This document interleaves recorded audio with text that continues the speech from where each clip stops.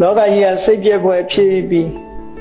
စိတ်ထဲမှာ6တွေ့ဖြစ်ပြီးလောကကြီးကိုညှင်းငွေ့ပြီးဘာလို့မှမသိလောက်အနေထားမျိုးတွေဖြစ်တဲ့အခါမျိုး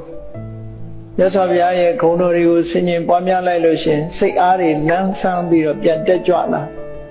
အဲ့ဒီအားတွေကိုယူပြီးတော့ပြန်ပြီးဆင်ញင်သုံးသက်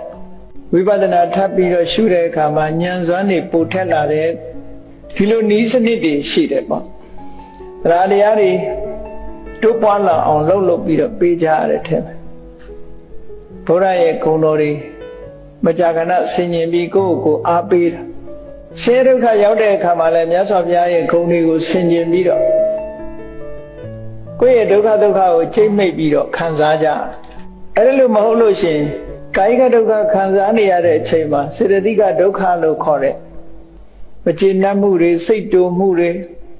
ဒါတွေဒေါသတွေကကိုယ့်ကိုလွှမ်းမိုးလာပြီဆိုတဲ့အခါမှာလူတွေမှာအ ਨੇ ဆုံးတော့ကိုယ့်ကိုပြောကြတယ်သိလိုက်ရင်ကောင်းတယ်